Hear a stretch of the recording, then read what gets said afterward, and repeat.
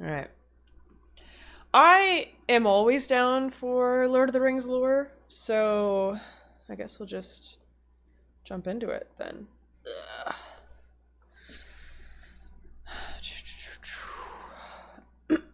I like this channel too.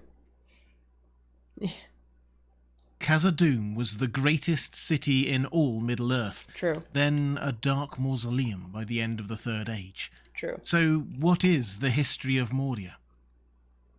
Hi everyone, this is Robert. Welcome to In Deep Geek. On this channel we do breakdowns and explainers about Tolkien's world of The Lord of the Rings, as well as A Song of Ice and Fire, The Witcher and more. If you like the sound of that, there's a subscribe button in the bottom right of your screen. Khazad-Dum was founded in the mists of Middle-earth time. Durin the First awoke at Gundabad in the northern end of the Misty Mountains and made his way south, seeking somewhere to make a home. He ended at a lake in a valley halfway down the eastern side of the mountains. Looking into its reflection, he saw a crown of stars and took it for a sign that he should settle there. The lake was named the Mirror-Mere, and a stone pillar was placed where Durin had gazed into the lake. Durin's stone. Gimli makes a point of stopping by there during the Fellowship's escape from Moria much later, despite the threats of orcs descending on them soon. It's something of a holy spot for them. Yeah, that's pretty important. Durin and his clan set to excavating the caves above the lake, creating the... This would take so long. But how cool would it be to live there? It's like a more impressive Iron Forge.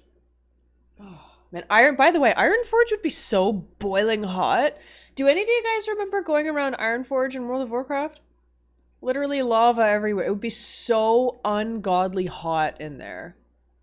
Oh. It wasn't in the film, no. I'm pretty sure it was just in the books. Great Gates, the First Hall, and the Bridge of Khazad-Dum.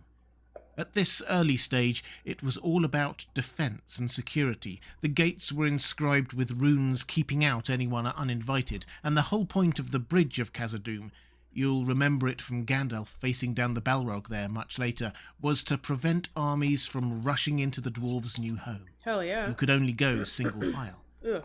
But their security now assured, the dwarves delved deeper into the mountains. It became a homeland and a refuge, and increasingly, a place of wonder. The halls and homes stretched for miles westwards, as well as upwards and down, mining into the depths of the mountain. Amazing. This wasn't just carving out caverns and rudimentary homes. By the way, in Rings of Power, the part with the dwarves, by far the best storyline. It was, dare I say it, very, very good. I actually really, really loved Elrond interacting with the dwarves. I feel like that was definitely the strongest part of Rings of Power. Like, Rings of Power was definitely, like, very fan fiction-y and not the best show if you want something that's, like, truly canon. But, like I'll still watch it. I still enjoyed it. It was fun. It was fun, but Khazad-Dum and that whole play out of it was so good, and they made the world so beautiful. Yeah, the dwarves are like my favorite. They're so great. Too much politician, not enough badass warrior. I mean, he's both, he is both. But still, I guess we'll see. I wish they made Galadriel more like the Galadriel that we know and love. That would have been nice. Oh well. Either way. Khazad-Dum was huge, bright, airy. Ingenious architecture brought daylight down into the depths of the mountain, and rich seams of metals brought wealth into the realm. As early as the First Age of Middle-earth, the stories of Khazad-Dum's wonders had travelled as far as the elves of Beleriand.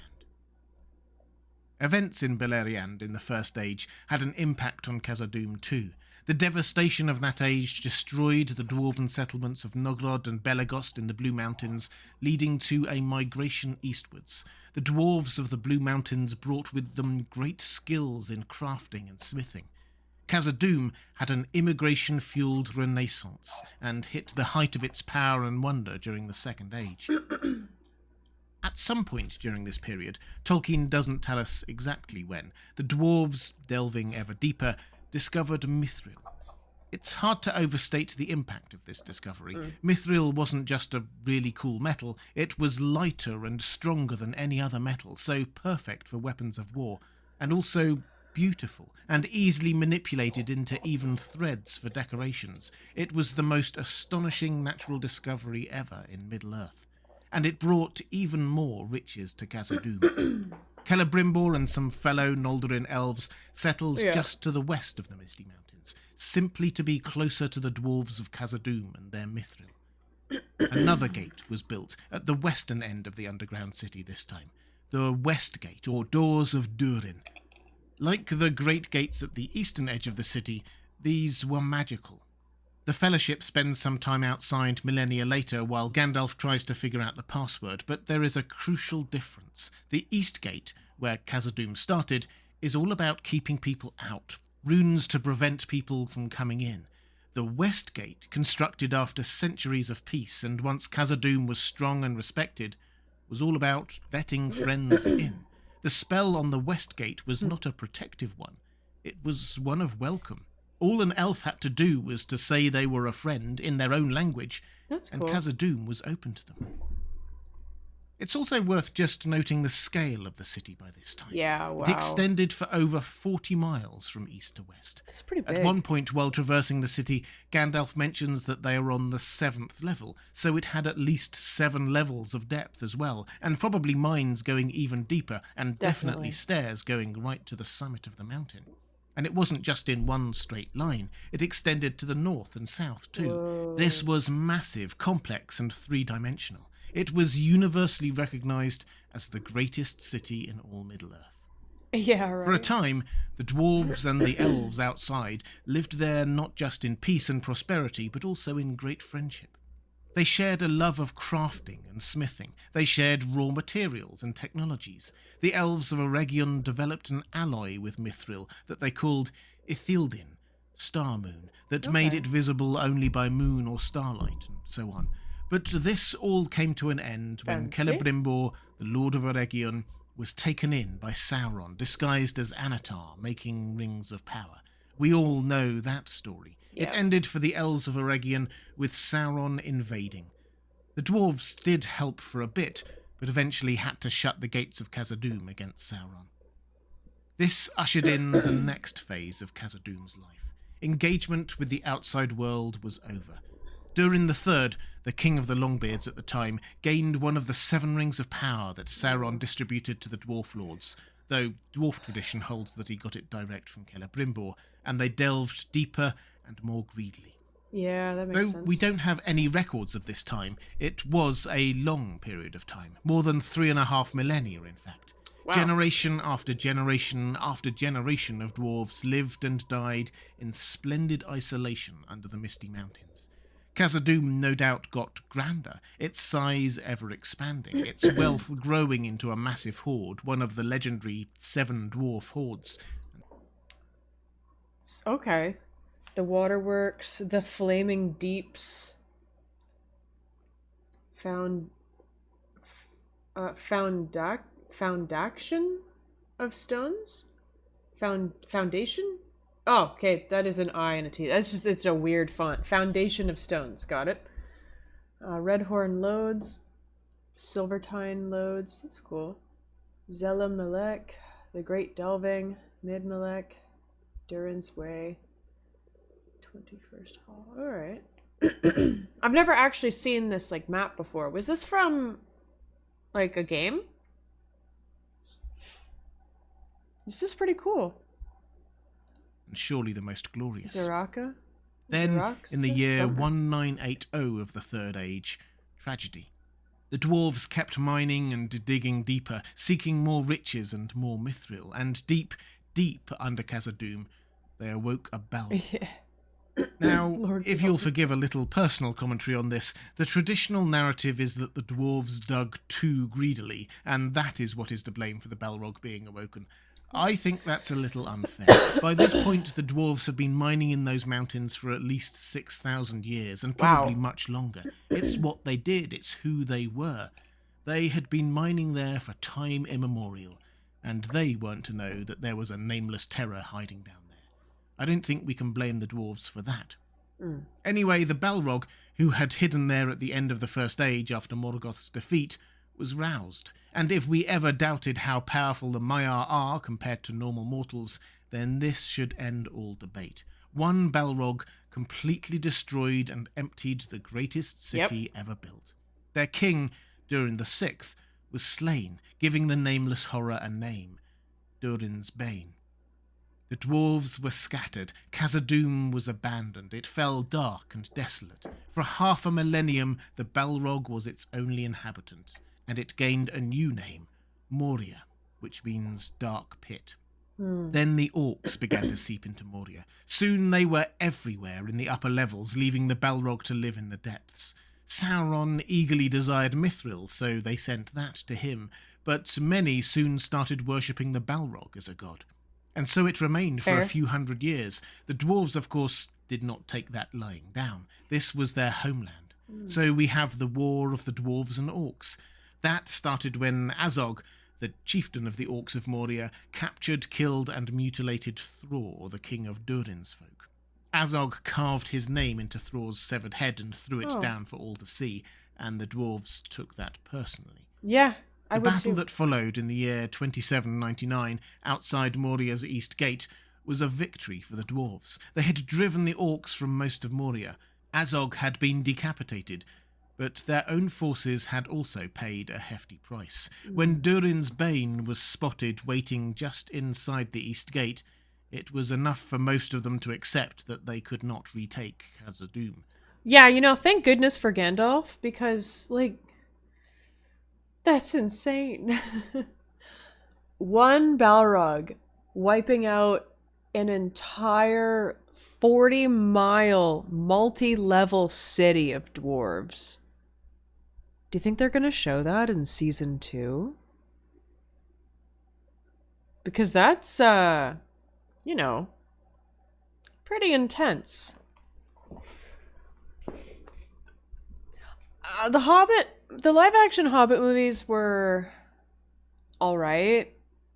They weren't my favorite. They weren't as bad as I remember them being. I remember seeing them in theaters and thinking, damn, that was really poorly made, if I'm honest. I mean, it was no Lord of the Rings. They relied way too heavily on CGI, and it wasn't even good CGI. Even for the time, it wasn't even good CGI.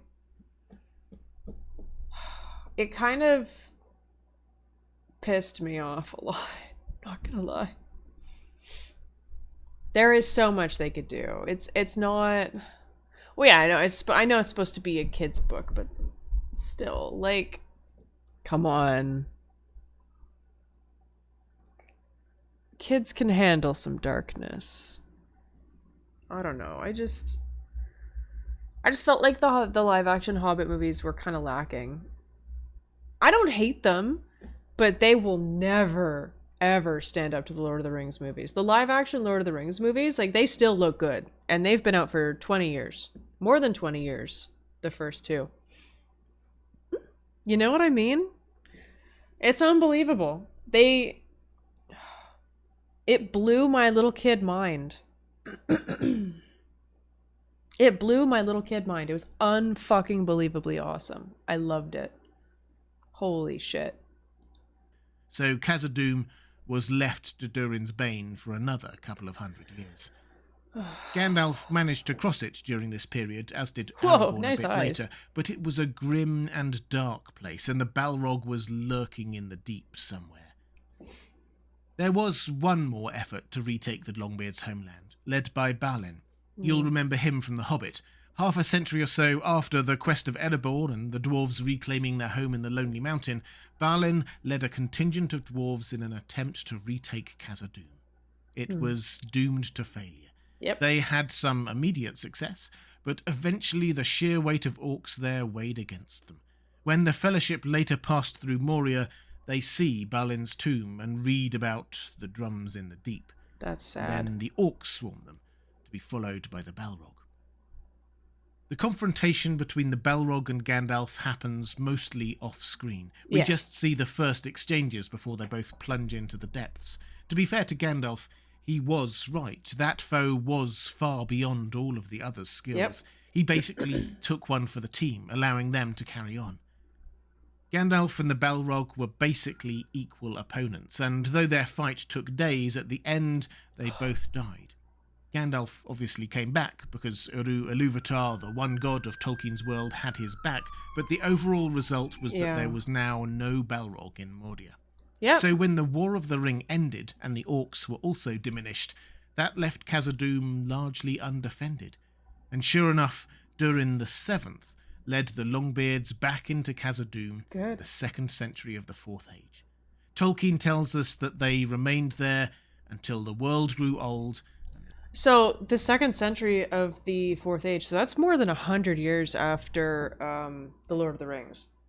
So more than 100 years after the Balrog was slain. At least. That's crazy.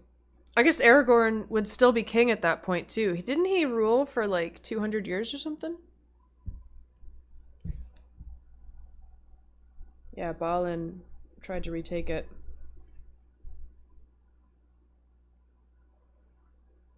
The dwarves failed, and the days of Durin's race were ended. Khazad-Dum was the greatest city known in Middle-earth, and it took the power and might of a Balrog to throw them from it. But finally, eventually, they did retake it, and lived in peace for many years.